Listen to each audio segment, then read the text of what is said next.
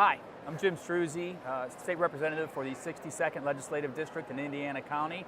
I'm here at the 103rd Farm Show for Pennsylvania. I'm with the Department of Agriculture Secretary Russell Redding. Yeah, Russell, great to see you, Representative. thank you, thank you. I'm very excited to be here. This is my first farm show. Wow. But as you know, Indiana County is so deep in the agricultural community. It's one of the bedrocks of our economy. So it's a deep concern for me, some of the issues that are happening right now in agriculture.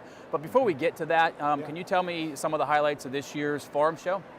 Yeah, so we have, I think it's 103 years in the making. Yeah. I think it's important to note, if just the Department of Agriculture were doing this show, I'd be very proud of it, but it's a Commonwealth show, right? So it's got to apply, all across the state and appeal to everybody. And so we're real excited about that. Our theme is inspiring Pennsylvania's future. Good. And we thought it was nice because you can't talk about the future without how agriculture's impacted sort of our history, right? Yes. So it's really cool. I mean, it'll show in different places, different ways.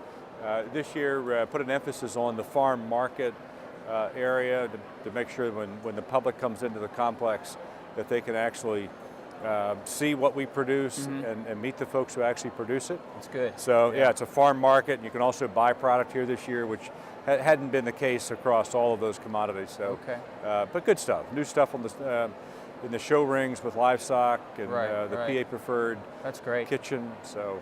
Yeah, all good. Well, I think it's very important to highlight what agriculture means to Pennsylvania. Again, getting back to Indiana County, I'm Chamber of Commerce president before I became a state representative, so I'm aware of a lot of the issues that face agriculture in Indiana County specifically. And I'll ask you maybe expound on some of these and your views, but rural broadband seems to be a big issue for agriculture. Technology has evolved dramatically, especially in the dairy industry, so that's a big concern for me. Property taxes are another big issue. But maybe just talk a little bit about the dairy industry to start with, because I know there's a lot of farms in Indiana County right now. We're losing a lot of farms because of the prices are so low, and it's very hard for a family farm to stay in business, and it's sad because they've generationally been committed to the dairy industry, and now we see a lot of them closing. So maybe some of your thoughts on the dairy industry. It's a great question. I say about every third conversation here at the farm show is about dairy, and what happens to dairy in Pennsylvania will speak volumes for what happens to agriculture in Pennsylvania. Yes. Right? Very concerned about it. We've worked hard the last 3 years, and we went out and sort of did have economists look at Pennsylvania, dairy economists. We want to make sure what are we doing, right, to assess what we're doing, make sure we could compete. Outcome of that was, yes, we can, but it requires some changes. And that became the Dairy Development Plan. Last year, the legislature passed, first time in history, a dairy investment program. Okay, good. So yeah, I mean, we've got a lot of good things going on, but it still remains a challenge for us on the price side. Right. Because we have too much production. This is a global issue, not just in Pennsylvania. Right. So we've got a lot of production.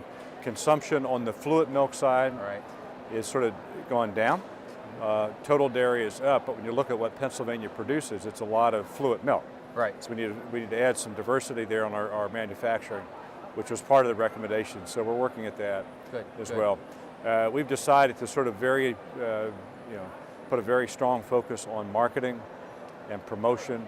Good. If you can change consumption, you can change the production issue, right? Right. So that's where we're focused initially, and a lot of good work being done. The first round of applications under the Dairy Investment Program are being reviewed right now. Good. And hopefully be in a position with the Commonwealth Financing Authority to announce that in a couple of weeks. Excellent. Yeah. That's good. Yeah, I spend a lot of time with local dairy farmers in Indiana County, and their big push is to get, schools to use whole milk again, to get families to realize that whole milk is healthier, and the fat is not an issue. There was sort of an anti-PR program, I guess, against dairy in the past, and that's really unfortunate, but we need to turn that around.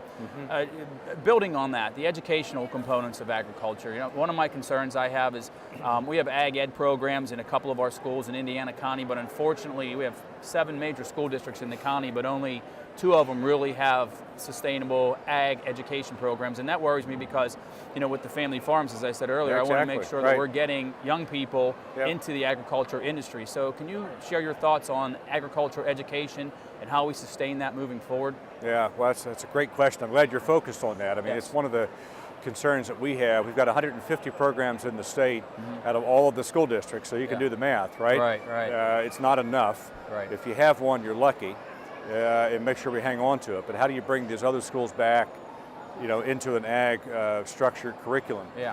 There's a new commission that was passed last year, House, Senate, administration supported, Yeah. Commission on Ag Education Excellence. Okay. And it looks at model curriculum for the schools. It's bringing the stakeholders together as a commission to look at what we can do to actually grow the number of ag programs in the state. Good. So there's a focus on it, but it's getting the local administration, school boards to really say that ag and the food system is important. We can point to the statistics on the job and job creation. Yeah. So we think that's where it starts, and if you can prove that, then how do you supply that? Absolutely. Right? Yeah. And our ag science programs are key to it. Good. Yeah. That's another issue that I hear a lot locally in Indiana County and within the 62nd district is the workforce. Right. It's hard to find people who are willing to put in that kind of a day's effort on a farm. Talk a little bit about what we can do, building on what we just discussed about workforce. How do we get people to come back and want to do those types of jobs? Yeah.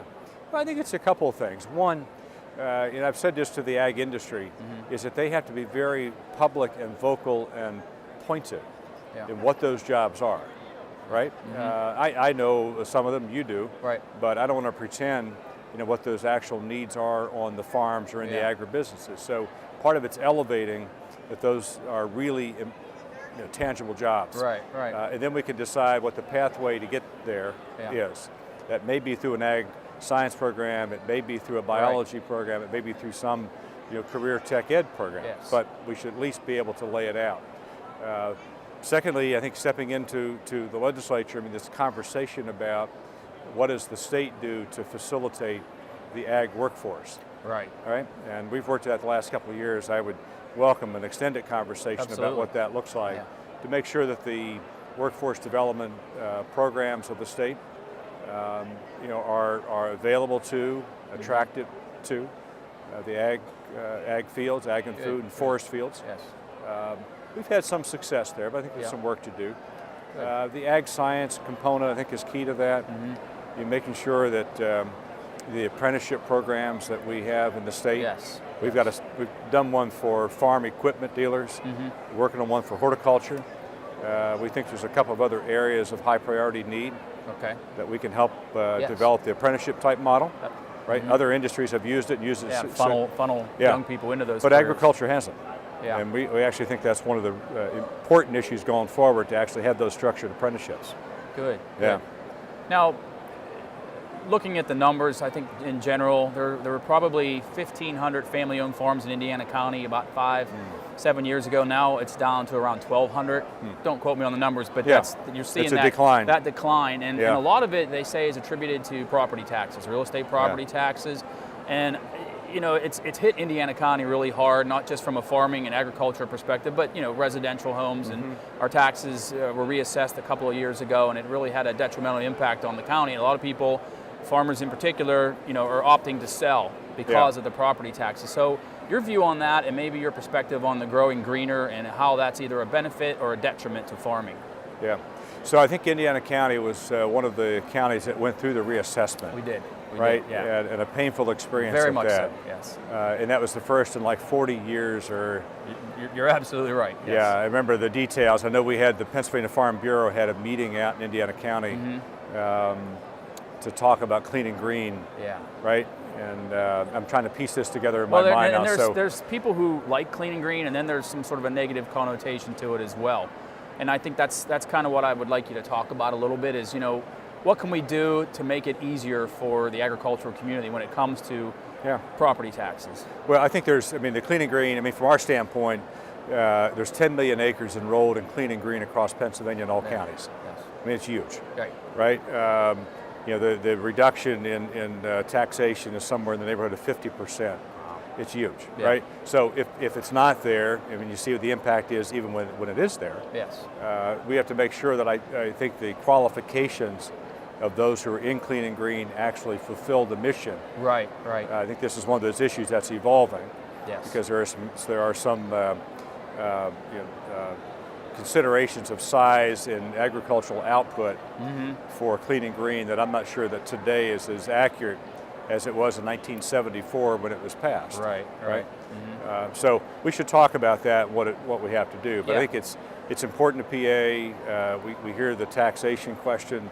I think the issue, particularly where you're trying to keep those farms in agriculture. Yes. You've got a preservation program where you have preservation, Yeah. farms preserved, you've capped the value, right? Right. But you're still continuing to escalate on the taxation. That's where it's at. Yeah. It's a vortex. That's an tough. issue. That's a statewide issue that needs to be addressed. And when someone says by deed they're going to restrict the use, Yeah. how do you address the concerns then of escalating property tax Yeah. on those on that remaining farm? And that's a big concern. You know, I'd love to see more incentives to get people back into agriculture. You know, more incentives to keep people in agriculture. More, you know, ways to offset some of the burdens that fall upon the local family farms. You know, those are things we can talk about later. We but, should. You know, I'm 100% supporter of agriculture. Indiana County, that's, as I said, that's the They've got a great backbone. Love Indiana County. And our county fair, you know, that's a big one for us. You know, I did my student teaching in Derry High School in Westmoreland County. Sure, right But down the road though. Yeah, the instructors, one lived in Indiana County, and Dr. Campbell. Okay. But anyway, great experience in Indiana Yeah. County. You guys do a great job. So. Well, thank you. Yeah. You know, It's good. the county fair is a big staple for Indiana County. Big deal. I think we just celebrated our 103rd. It might have been this past year, so it's exciting. We want to keep it going though. So you know, you can count on me for any support related to agriculture because I understand its importance. Yeah. I have 4 kids at home, and we drink whole milk, so I do my That's part. perfect. Well, keep it up. Whatever we can do at the Department of Ag. Look forward to working with you. Thank you. Thank you, Secretary Appreciate it. Reddy. Thanks. Yes.